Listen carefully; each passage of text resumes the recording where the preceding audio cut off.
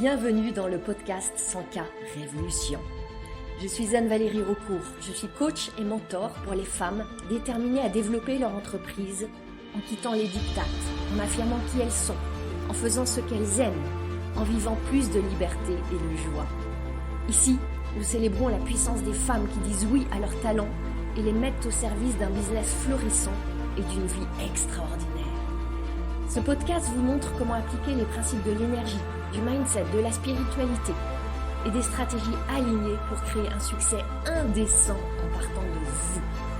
Vous allez créer vos premiers 100K par an, puis par mois. Je l'ai fait. Vous pouvez le faire aussi. C'est la 100K Révolution. Bienvenue dans ce nouvel épisode du podcast 100K Révolution. Aujourd'hui, je vais vous parler du drame de l'experte incomprise et inconnue. Et si vous êtes là à m'écouter, j'imagine que ce titre, d'une manière ou d'une autre, vous a attiré. Avant de commencer, avant d'entrer dans le vif de notre sujet, je vais vous dire que je suis toujours à Bali et vous entendrez peut-être à nouveau les bruits de la faune qui m'environne. C'est super.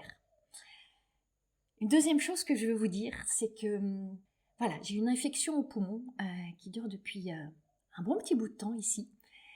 Du coup, je tousse beaucoup. Alors au montage, les miracles du montage font que mes quintes de toux seront effacées. Donc vous ne serez pas importunés par ça.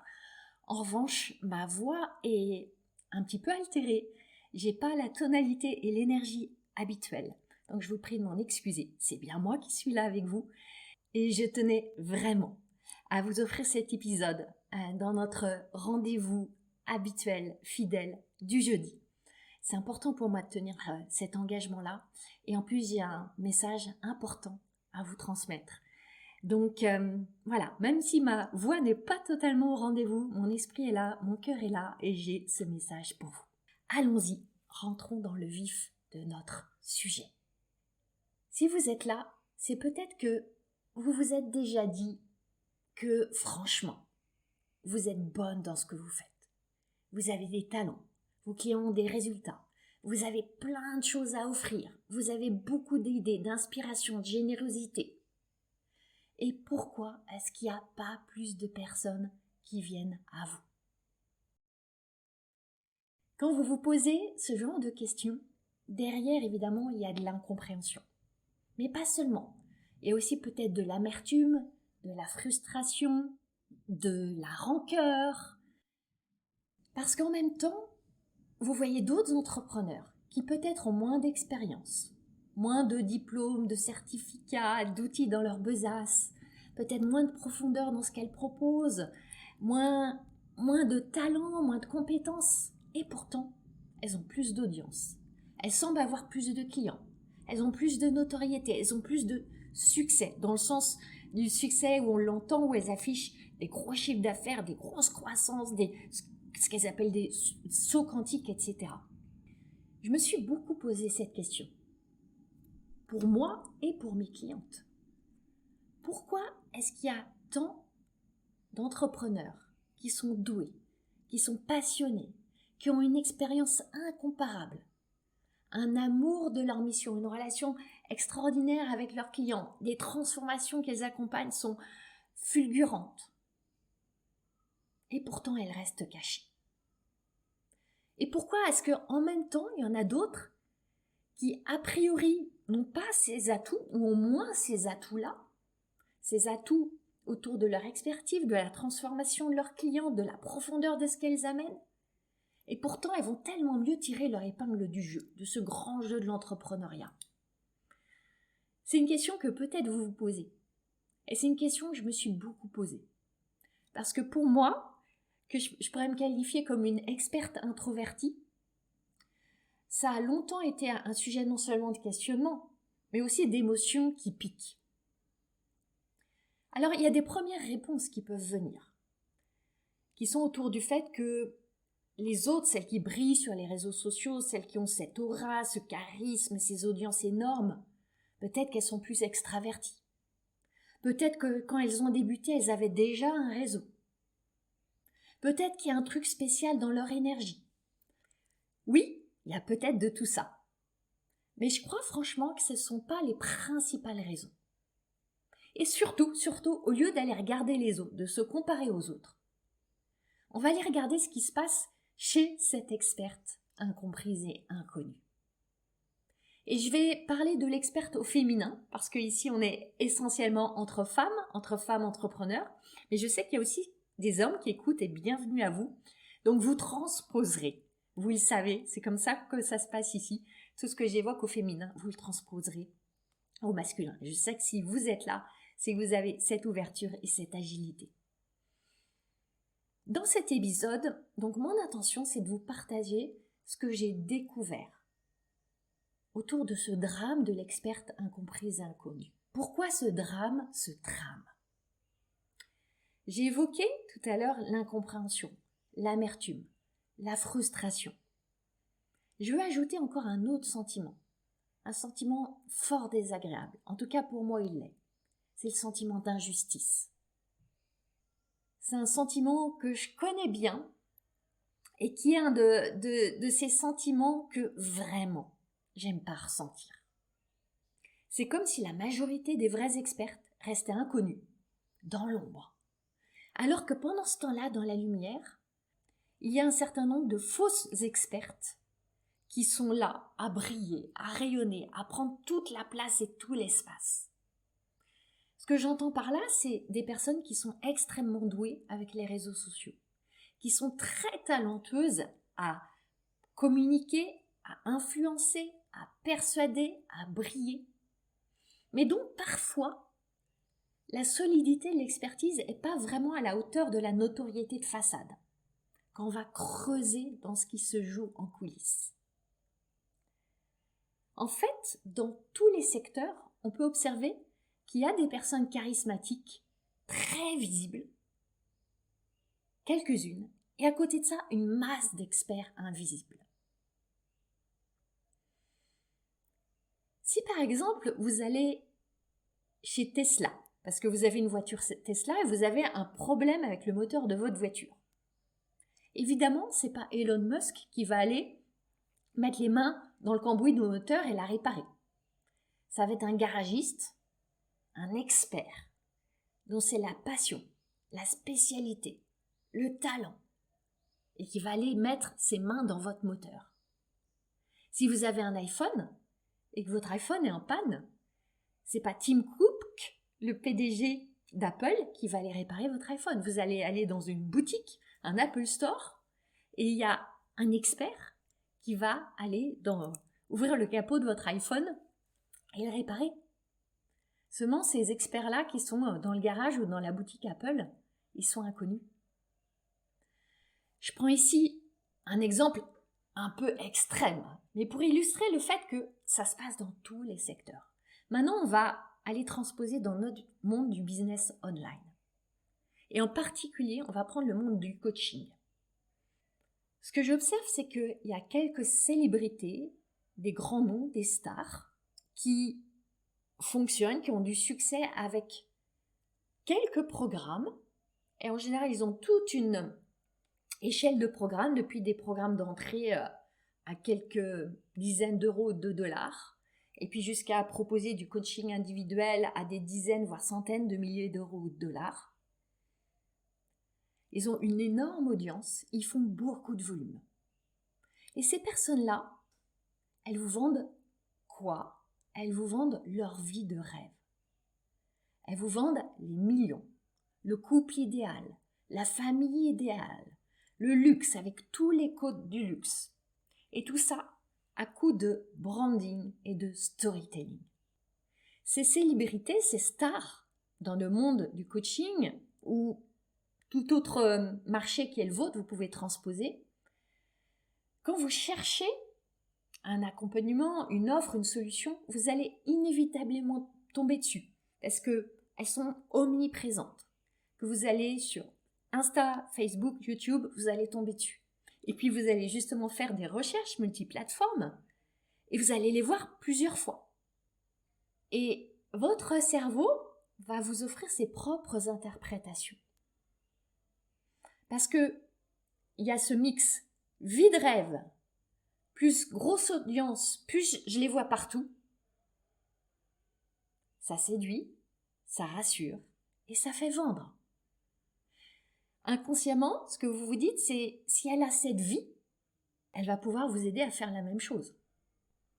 Si elle a une si grosse communauté, vous vous dites que forcément, ça doit marcher. Si vous la voyez partout, dans la profusion d'informations, votre cerveau se dit « c'est elle la référence ». Vous avez le cocktail de la vente efficace.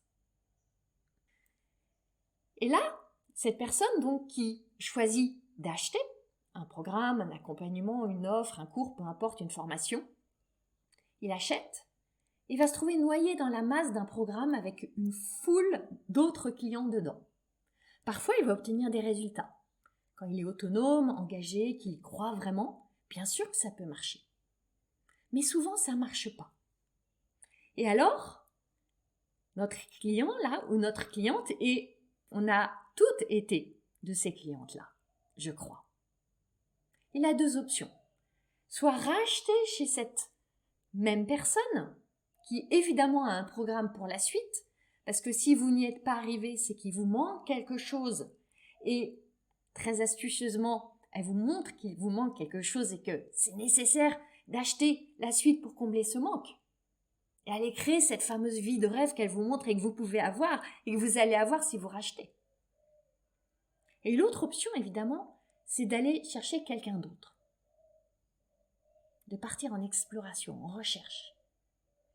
Et là, la lucidité de notre cliente s'étant un peu éveillée, elle va peut-être aller chercher l'expert qui lui convient vraiment.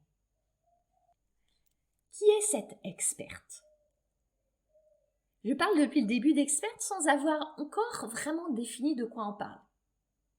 Eh bien, cette experte, elle a une obsession du travail bien fait, de la relation bien tissée, de voir ses clients vraiment atteindre des résultats.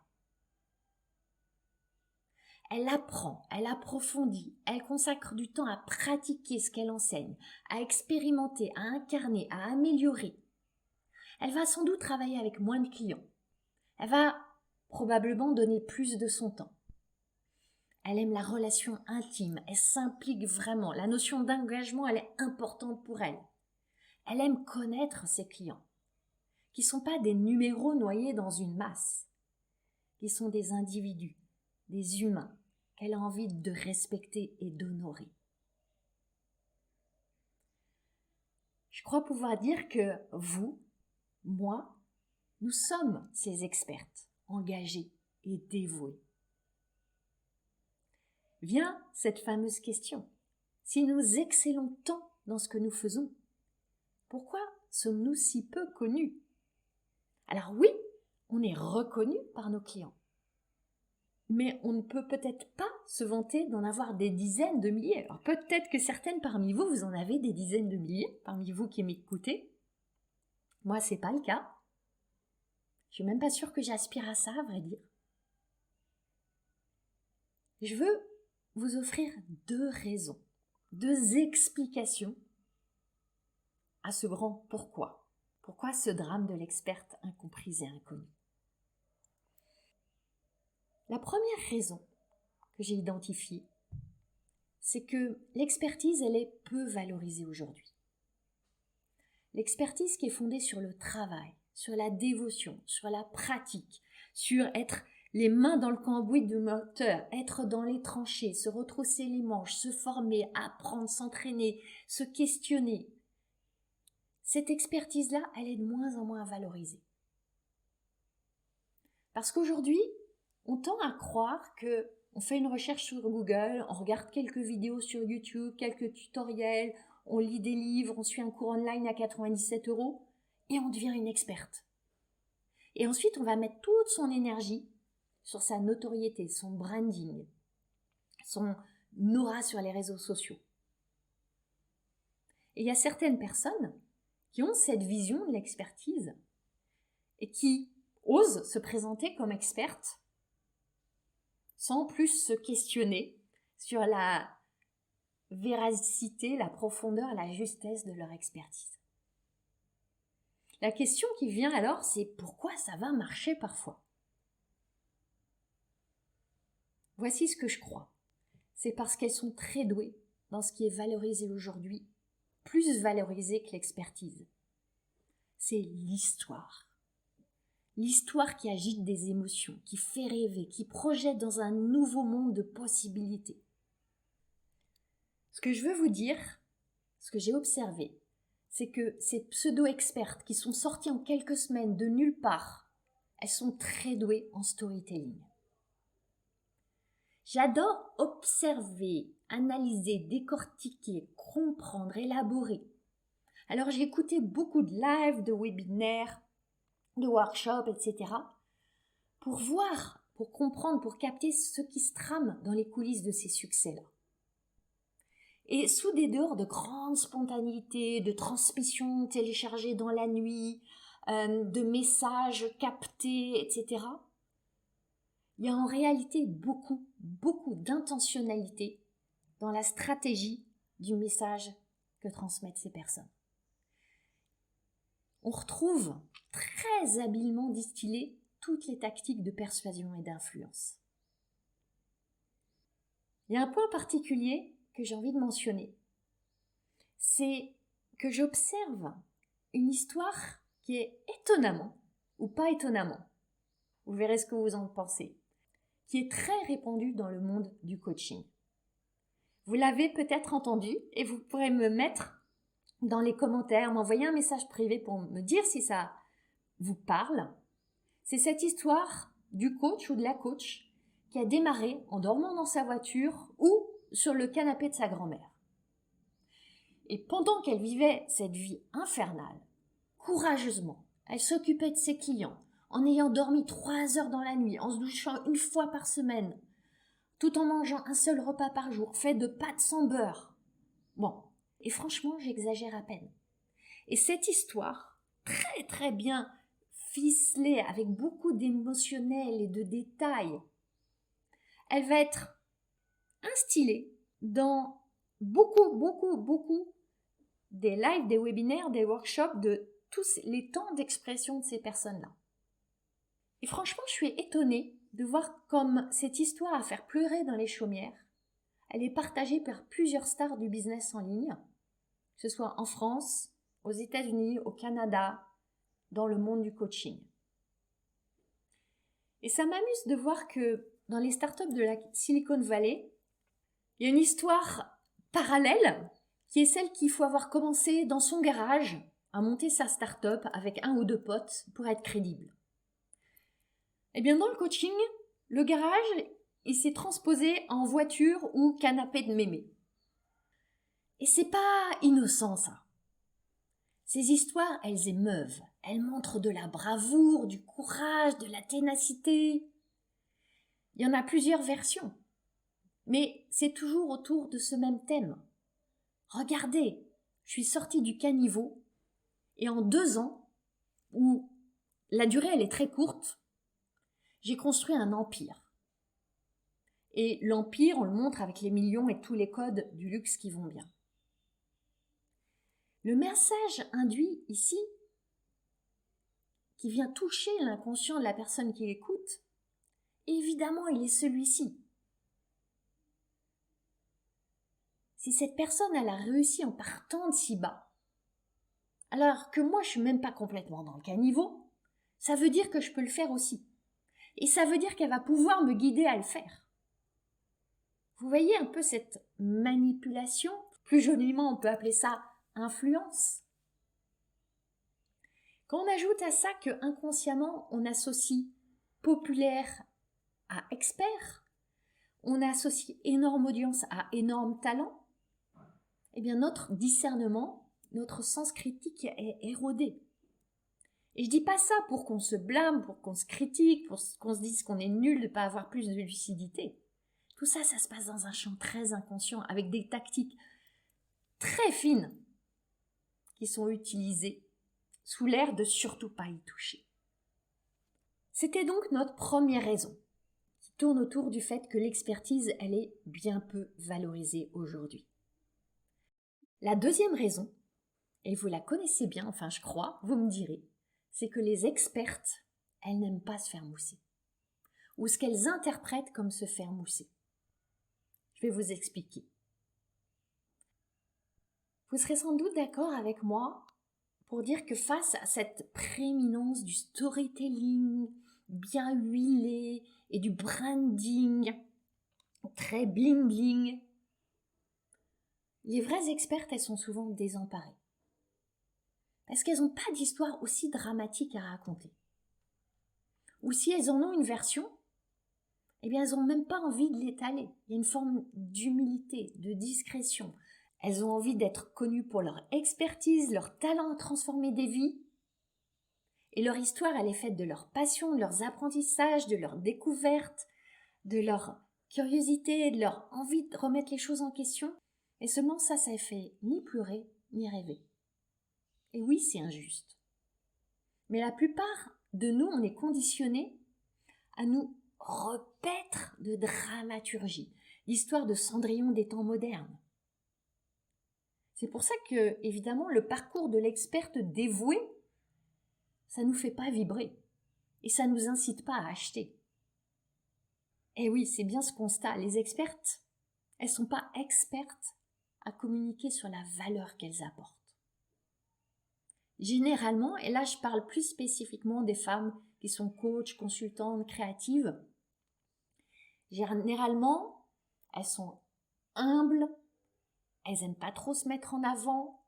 Justement, elles ont comme anti-valeur tout ce qui est autour de l'arrogance, de la prétention. Elles veulent être reconnues, oui, mais pour leur expertise, pas pour l'étalage de leur vie. Elles veulent faire du bon travail, pas du bon marketing. Ce que j'observe aussi, c'est que souvent, elles adorent parler de leurs solutions, de comment elles font, de leur approche. Mais elles oublient qu'en réalité, la personne en face, ça ne l'intéresse pas vraiment. La personne en face, elle est centrée sur son problème, sur son rêve, sur son désir. En plus, cerise sur le gâteau, nos expertes, elles détestent voir les stars de leur marché qui font des fausses promesses, qui vendent des solutions clés en main ultra rapides, qui vont noyer le message dans la loi d'attraction, qui promettent des résultats sans trop d'efforts. Attention, la loi d'attraction, j'y crois, je pratique, mais la manière dont souvent elle est utilisée à des fins de marketing, ça j'adhère pas. Mais c'est un autre sujet. Franchement, on sait que la transformation, elle est plus subtile, elle est plus nuancée, que ça ne marchera pas pour tout le monde, qu'il n'y a pas de recette miraculeuse clé en main.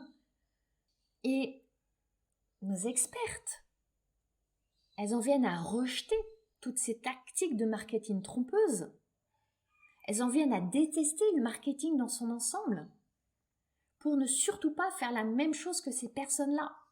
Elles jettent le bébé et l'eau du bain et tout ensemble. Voilà notre deuxième raison.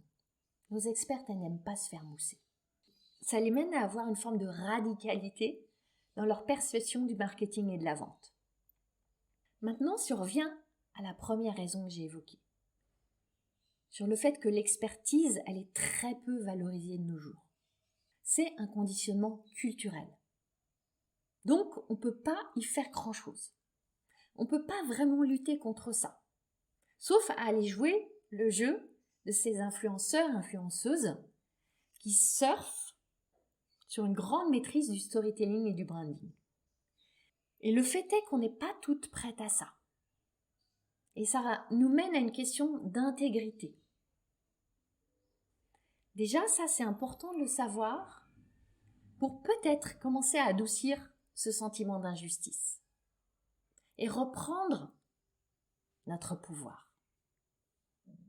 Le pouvoir de l'experte, il est sur la seconde raison, qui nous engage, qui vous engage à vous rendre visible pour rendre votre travail visible aux bonnes personnes. Et ça n'a pas à être fait en faisant du bruit, du tapage, en vous travestissant, en travestissant vos valeurs. Non, il y a une autre voie. Comment faire alors ? Comment vraiment faire ? Je vous entends avec cette question. Bien sûr, j'ai plusieurs pistes concrètes à vous proposer. Des pistes que j'ai expérimentées, que certaines de mes clientes pratiquent aussi. Et suite à l'expérimentation de ces pistes, ce que je peux vous assurer, c'est que nos expertises ne sont plus le secret le mieux gardé du monde. Et c'est ce que vous voulez, que votre expertise ne soit plus le secret le mieux gardé du monde. Maintenant voilà. C'était important pour moi de garder cet épisode sur une durée raisonnable, parce que j'ai besoin de préserver ma voix, et en même temps, je veux honorer votre fidélité. Alors ces pistes que je veux vous partager, je les garde pour le prochain épisode, la semaine prochaine. Ça sera un épisode riche, je vous le promets, avec plein de clés, des clés concrètes que vous allez pouvoir mettre en pratique, expérimenter, pour que votre expertise, elle rayonne et qu'elle aille vraiment toucher vos clients. Sauf si vous aspirez à ça, vous n'avez pas besoin de toucher des dizaines, des centaines de milliers de personnes.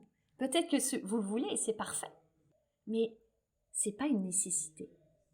Vous voulez toucher vos clients. Je compte donc sur vous pour le prochain épisode. Maintenant, si vous vous reconnaissez dans cette experte qui est injustement inconnue, qui est incomprise, vous allez adorer la masterclass que je vous offre. C'est le parfait complément au podcast. On va se retrouver en live et vous pourrez me poser toutes vos questions. On va aller en profondeur dans tout ce que j'aborde ici. Vous allez découvrir comment devenir la meilleure porte-parole de votre offre, de votre expertise, sans aller dans ce marketing non intègre pour vous, sans aller dans des pratiques de vente qui vous torturent. Cette masterclass, elle aura lieu en live le 14 février, jour de la Saint-Valentin. Je suis contente de vous retrouver avec plein d'amour entre nous en ce jour spécial. Le lien pour vous inscrire, il est dans les notes du podcast. Vous pouvez aussi le trouver sur mon site, sur mes réseaux sociaux. En parlant de réseaux sociaux, je vous invite à me suivre sur Instagram. Je publie plein de stories avec beaucoup d'inspiration, de transmission, d'idées, de partage depuis Bali. Donc si vous ne me suivez pas encore sur Instagram, venez me voir en story, venez commenter, ça me fera vraiment plaisir. Le lien pour mon Insta, il est dans les notes avec le lien d'inscription à la masterclass. J'ai vraiment envie de vous aider à faire connaître votre expertise. Au-delà de votre expertise, ce qui sous-tend votre expertise, c'est votre génie aux personnes qui en ont besoin. Et ces personnes-là, elles vous attendent. Seulement, si vous ne faites pas ce pas vers elles, qu'est-ce qui pourrait se passer? Eh bien, elles pourraient aller chez les célébrités. Et elles pourraient le regretter. Alors, ne les laissez pas tomber. Et tout ce que je vous transmets là, c'est aussi ce qui est au cœur de 100K Révolution. Mon accompagnement pour les expertes, dont l'expertise reste le secret le mieux gardé au monde. Et ce secret, vous voulez maintenant le révéler, le faire rayonner, toucher vos clients en étant vous. Vous voulez avoir ce succès insolent en étant vous. Eh bien, 100K Révolution est créé pour ça. Il arrive bientôt. Restez aux aguets. Et je me réjouis de vous retrouver pour la suite de cet épisode, dans l'épisode de la semaine prochaine et dans la masterclass du 14 février. À bientôt. Vous avez aimé ce podcast? Vous pouvez aider d'autres entrepreneurs à le découvrir.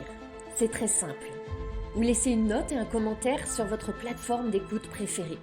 Vous pouvez aussi partager le visuel ou une capture écran en me taguant sur vos réseaux sociaux. Un immense merci.